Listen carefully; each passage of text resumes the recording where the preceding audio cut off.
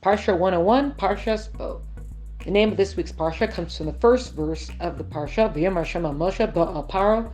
God said to Moshe, come to Paro. Now we are ready for the last 3 plagues and for the Exodus to begin. There's actually a lot that should be pretty familiar in this week's Parsha, not just in the story sense, but also because of what's connected to Pesach sense. So you'll see that this is where so much of the origin of what occurs, and even a lot of what certain things that we say during the actual Seder and the Haggadah comes from this week's Parsha. Well, obviously also from last week and this week, but a lot of it also comes from this week's Parsha. So going to Pharaoh now is about the plague of locusts. So God says, come to Paro, I've hardened his heart so I could show these signs of mine in the mist, and one day you'll recount how I made a mockery of Egypt, right? Egypt was the world superpower. They were it. They had many gods that they worshipped and deities, and they went out of their way in the enslavement of the Jewish people, and it was time for an accounting. So we already have the first 7 plagues, and God's not just punishing them, but he's also asserting himself as the supreme divinity of the world. And I have created the world, I've created nature, and I'm in absolute control over it. It is all subject to me. So go to Pharaoh and say, how long are you going to refuse to humble yourself? Let my people go so they may serve me. Right, that's the end of the sentence. Let my people go so they may serve me. And if not, tomorrow you're going to have locusts that's going to cover the land, and it's going to eat everything that's left. Remember, from the plague of hail, not everything had been destroyed, because anything that was still kind of younger, the shoots might have bent instead of being wrecked. So now the locusts are going to finish everything. And at this point, also Pharaoh's people were like, "Why are you being so stubborn? Let them go. We don't want to have to deal with them. We don't want our homes and everything's going to be just covered with this blanket of locusts." So Pharaoh's like, "Okay. You know what? Why don't tell me? Remind me again who's going? So Moshe and Aaron are like, "Well, everyone's going. It's a festival for God." And he's like, why? Why do you have to go? Why can't you just serve God here? I'll let you serve God here. Now, get out of my face and stop bothering me with your stuff. So that plague of locusts is coming. Moshe raises his staff, and the plague of locusts comes in on a very strong east wind. So a massive east wind comes in and brings these locusts, and they are everywhere, and they are eating everything. And finally, obviously, the week later, because remember each plague lasted for about a week, Pharaoh calls them back and says, all right, get rid of them. So Moses prayed, there's a big west wind that comes, then blows them back out again, and all of them are blown out. Even the ones that the Egyptians had tried to capture some of them and pickle them or salt them and can them and save them for provisions, even those were gone. They would get no benefit from them. So not even one remained. It says they went they were going out to the Yam Suf, which is now today like the Gulf of Aqaba, is where kind of that area is. So obviously that occurs, and Pharaoh's like, never mind, they're not going free. Okay, so now we're going to have the plague of darkness. God tells Moshe, raise your arm up to the sky, and there's going to be a darkness that's going to be so palpable it's going to cover the land. So darkness is actually the only plague that lasted for 6 days, not for 7 days.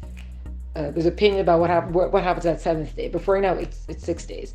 There were 3 days where it was just a very thick, opaque darkness. So obviously a much more intense darkness than a nighttime darkness, but not yet the immobilizing darkness that would come for the second 3 days. And that was the 3 days that was so thick that they couldn't even move. So if someone was about to sit, they were frozen in sitting position. They were standing, they were frozen in that position. That's how thick the darkness was. Though obviously there was not such darkness. For the Jewish people in Goshen, there was light and everything was good. Now, during those first 3 days of darkness, that opaque darkness, there were Jewish people who didn't want to leave Egypt. Either because they felt like, now with the plagues, the Egyptians are going to change their mind, they'll be much better to us, or they were just so steeped in everything and they were afraid of leaving, or whatever it was. All those Jews died during the first 3 days of darkness, so the Egyptians wouldn't see that they had died and were being buried. So you could say, they're being punished or whatever. And it was about 4/5 of the people, actually it was a lot, that didn't want to go.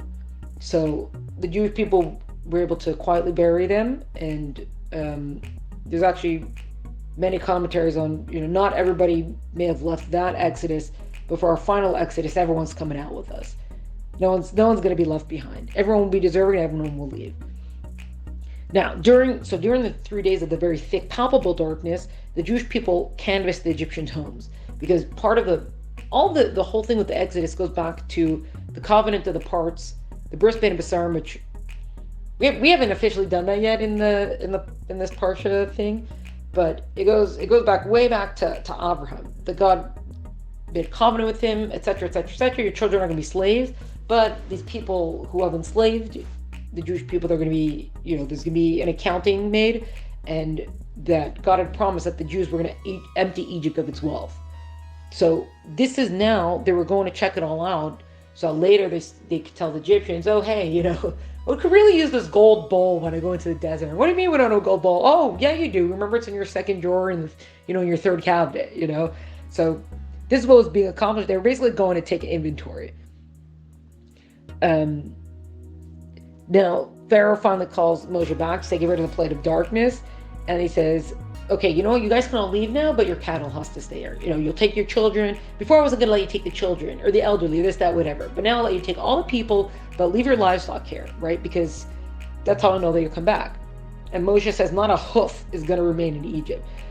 First of all, because that's the way it's going to be. Second of all, we don't know. We're going to have a festival for God. Who knows how much he's going to ask of us? We might have to do sacrifices all day long.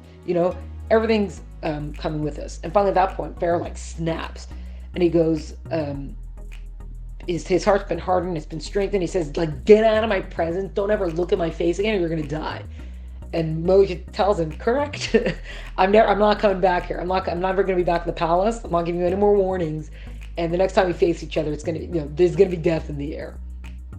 Now, he finishes, at that point, he also finishes the issuing the warning of the plague of the firstborn.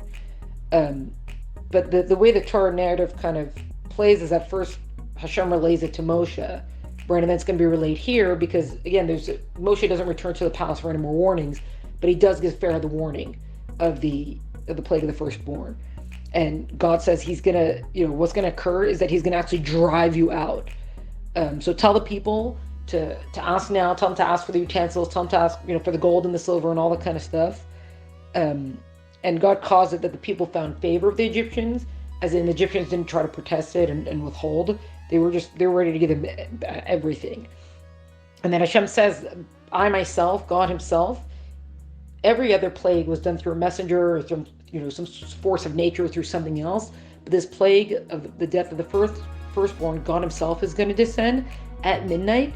And instead of this being, the 7-day thing, everything's going to occur in the exact moment of midnight. Whatever that exact moment of midnight is, everything was going to happen. And it was going to be every firstborn from Pharaoh to the lowest maidservant was going to die. Even to the animals, firstborn animals, everyone. And there's going to be an outcry that's going to occur such as never been heard, before or since. That's going to come over Egypt.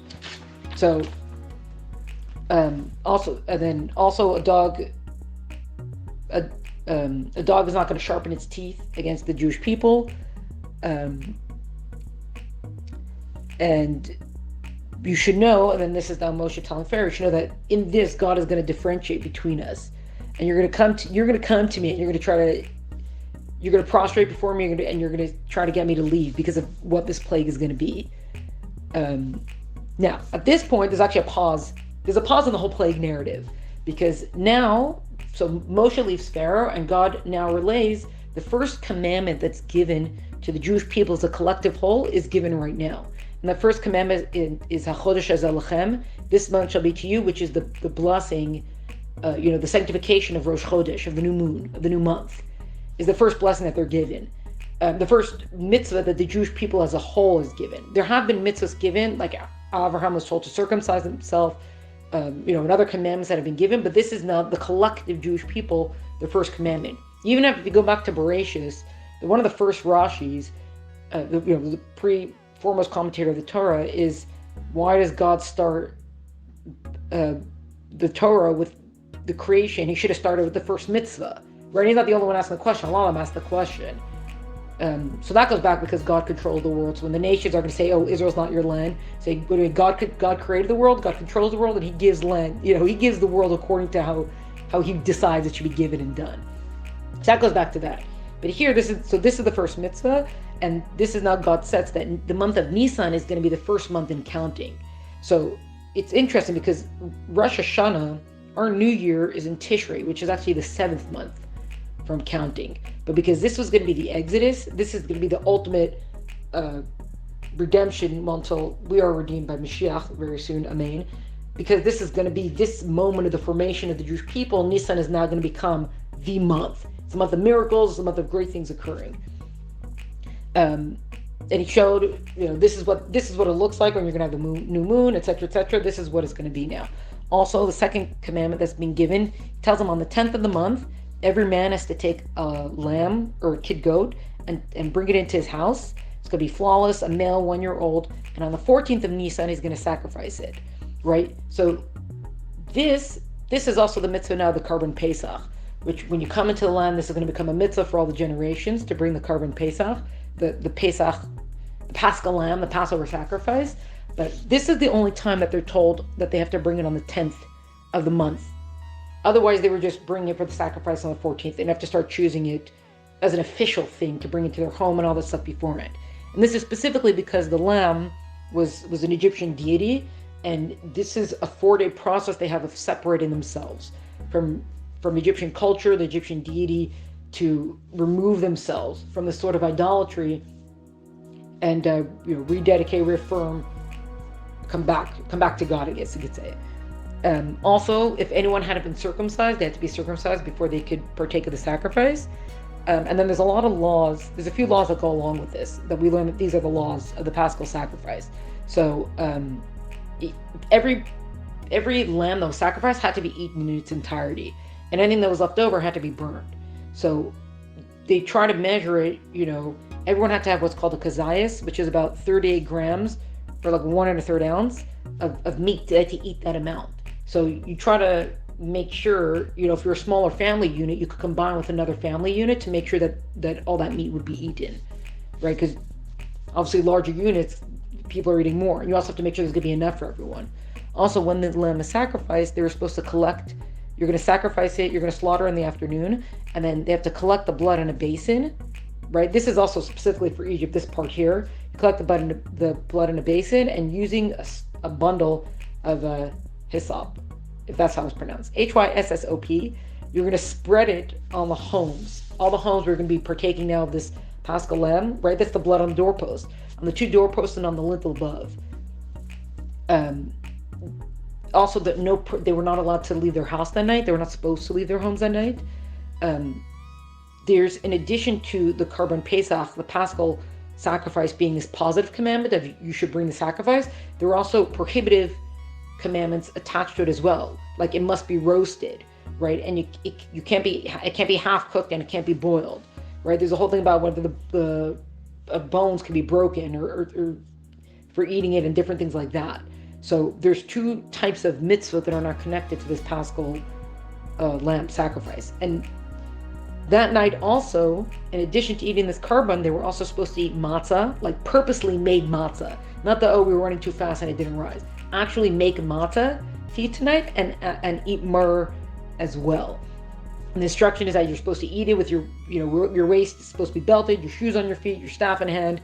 You're going to eat it quickly and you're going to remember, you're going to speak about this as the Passover offering because God passed over, right? Exactly the way we say it in English. That's how it's said in Hebrew. God passed over us. Now, it also says that, the hands and the legs and the internal organs, those are all going to be eaten. And just a detour for a moment, a little bit of a deeper meaning. The head is representative of the intellect. The legs are representative of control and power, because trying to subjugate people beneath you. The internal organs here is livelihood. And kind of what's happening here in this whole sacrifice thing is also, I guess, a caution and a warning. Don't make any of these, none of these should be turned into an idol, right? All of these need to be roasted up and burned up and consumed because all before God, right? Now, this is all being relayed to Moshe, to the Jewish people, right? Well, Moshe is going to relay to the Jewish people. Moshe and Aaron will relay to the Jewish people. So this is all being relayed, and also what's being relayed is what's going to happen while this is all going on. Know what's happening in the rest of Egypt. That a firstborn, wherever that firstborn is going to be struck down. So even if a firstborn tries to hide in a Jewish person's home, he will be found, right? And then know that forever this day, which is going to be the 15th of Nisan, is going to be an everlasting day of remembrance. It's going to be a festival for God. 7 days you're going to eat matzah. If anyone eats or has in their home bread or a leavening agent, they can incur what's called kares, which is the ultimate punishment of a soul, God forbid, being cut off. Now, the truth is, the mitzvah for eating matzah is specifically for that first night of Pesach. The rest of Pesach, it's if you want to be eating something bread-like, you got to eat matzah. But the actual mitzvah specifically to eat is on that first night of Pesach. There's not going to be any work done those days, etc. Now, and he's also told, and when your children are going to ask, you'll tell them. You tell them what God did for us. You tell them what God took us out with a mighty hand. This is also part of, remember last time we said there were 4 expressions of redemption used, and those correlate to the 4 cups of wine. So we have, I believe it's that there's 4 times of, when your son's going to ask, you'll tell him. That also is going to correlate to the 4 sons. And we see the responses that's given. Those are responses that we actually give in the Haggadah. It's taken from the verses that are given here in this Parsha. So now that we have this whole thing that occurs now with the mitzvah, we go back to the death of the plague of the firstborn.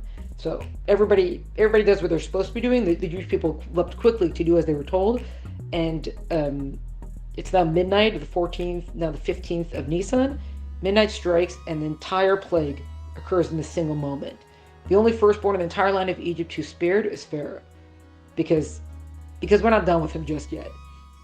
And he wakes up, and it says that there was no house in which there was no dead, because let's say the firstborn wasn't at home, where was the head of the household died? And because, as the commentaries explain, because Egyptian women were not very moral people, they had multiple firstborns, because each one was a firstborn to their father. One thought that they're all from the same family. And it's from the animals and the maidservants and even foreigners that were in the land there. Anybody who looked wrong at any of the Jewish people during that time, it's a little bit of an exaggeration, but all firstborns across the land were struck down. And there was a great cry that sounded in the land of Egypt, such as has never been and will never be again.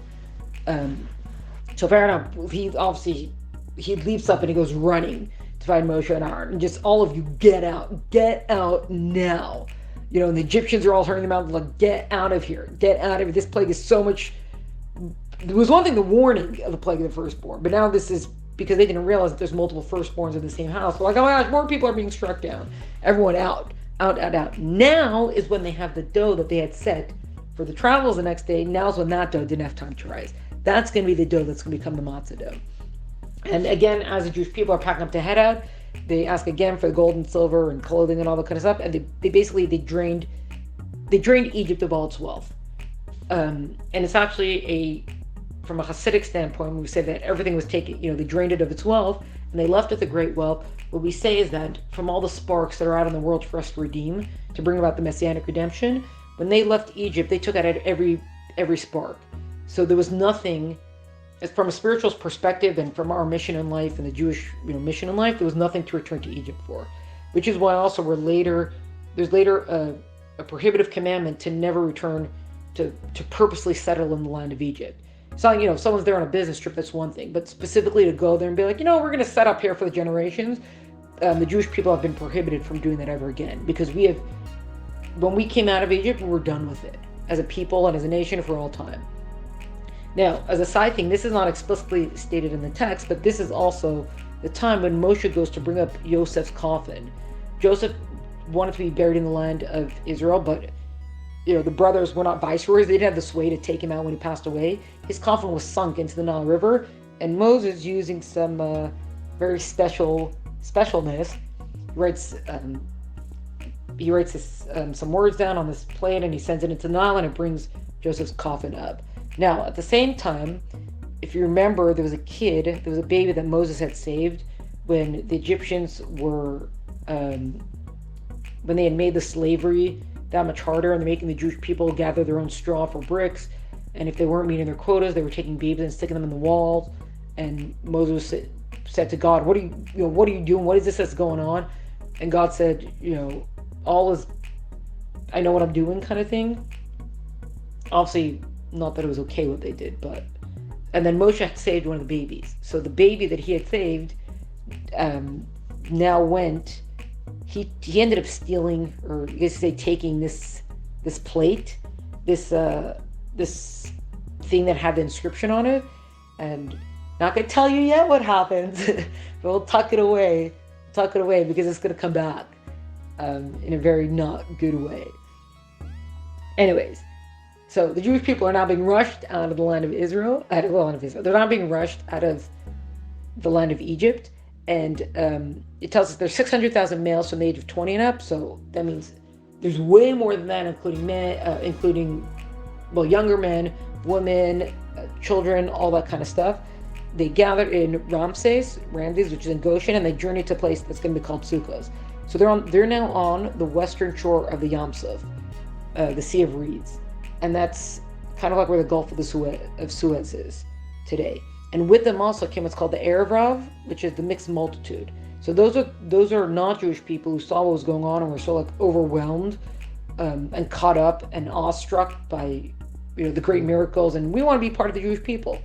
The thing was that because they were kind of more caught up in the moment versus this deep, genuine desire to be part of the Jewish people, they're going to end up causing a lot of trouble later on. Anyways, also now this is when the Jewish people take Yaakov's acacia trees, the trees that he had planted because he had foreseen that they would need them for the tabernacle in the desert. When they made their little stop here in this place that was going to be called Sukkos, that's when they actually baked the matzah. So this is now the matzah. We were rushed out and we couldn't, the bread didn't have time to rise, the dough didn't have time to rise, so now we have matzah. Now, there's actually a great thing that to their merit, the Jewish people were willing to go into the desert. At this point, they didn't say, who's going to take care of us? How are we going to eat? Who's going to, are they like that? They didn't ask any of those questions. Everybody who's leaving now went on a faith that they would be taken care of in the desert. And from this moment now that they're being taken out, it's 430 years from the covenant between the parts, the Bris Bein and Basar. They were in Egypt for 210 years. Because the other years encompass from when Yitzchak's born, from when Yaakov's born, and then the 210 years in Egypt. And that night, the night of the redemption, so the 15th of Nisan, the night of the 15th of Nisan, which is the night of the 14th, which becomes the 15th of Nisan, it tells us in the text now, this is for generations going to be known as Lal Shimurim, which is the night of being guarded, which for forever it's going to be a night of protection for the Jewish people. It's actually a custom in many homes. They don't lock the doors at night because this is the night that God protects us forever and always. Now, the text actually returns now to the Korban Pesach, and it tells us a little bit more of the rules about it, that an apostate or a non-Jew cannot eat of it. If there's a not-Jewish bondsman who is circumcised, he can eat of it. You can, if a group offers a Korban Pesach together, you can't break up the group. They all got to sit together and eat it as a group. All the same rules for the Korban Pesach that apply for a Jewish person apply to anybody who converts, comes into the tribe, and everybody who eats it has to be circumcised. Now we also have the next idea of God tells Moses that all firstborn should be consecrated unto me, which is what we call it now a pidyon ben. So this is where it's told up, because the way I spared all the Jewish firstborns when I struck the Egyptian firstborns, every man and animal is now going to be consecrated to me. They were originally the firstborns were supposed to be like the priests. They were supposed to be the ones who served in the Beis HaMikdash, right? That's why Yaakov wanted the right of the firstborn. He wanted to be able to serve God. But obviously that kind of changed. Now the text switches over again to telling how Moshe relays the laws of Pesach, saying it's going to be an everlasting holiday, and look at how great it is that we're living in the springtime, which is a great time for traveling. When you're going to enter into the land, you're going to be offering the Korban Pesach every single year. We have the V'yigat lebincha. You're going to tell it to your children that when they're going to say, "Why? What are we doing all this for?" Because of these mitzvahs and these commandments, God did all of this for me. All these miracles and all the greatness that have been done. This redemption that occurred was all so that God could bring me to become His people. right, or become his people. And it's also told here it's going to be a sign on your arm and between your eyes. The Torah of God's going to be on your lips. This sign between your arm and your eyes, on your arm and between your eyes, is the reference to tefillin, right? Which is why tefillin, inside of it is written the passages of the Exodus. It's not just you have of the Exodus. You have Shema's in there, but you also have about the redemption. The Exodus is in there also. And then the Torah portion ends off. It goes back to the redeeming of the firstborn, where it says all kosher animals the firstborn have to be redeemed, and also donkeys. And because a donkey, you can't offer it for a sacrifice or anything, but you could swap it out. You'll swap it up to the priest, to the Kohen. You'll swap it out for like a lamb or a kid goat, and then it could be used they could just use it however they want to. And if you don't redeem it, then you have to actually kill it. And you can't not just regular kill, you have to kill it in like a cruel kind of way to break its neck. All symbolic stuff because of what you're doing by denying it and this, that, whatever. So you have to break its neck if you're not going to redeem it. And then babies have to be, right, the firstborn boys are going to be redeemed, and you redeem them with 5 silver shekel. Then it ends again. If the child's going to ask, what's all this that's going on? We say, because Hashem redeemed us with a mighty hand. And next Parsha, we will finish off and complete the actual exodus from Egypt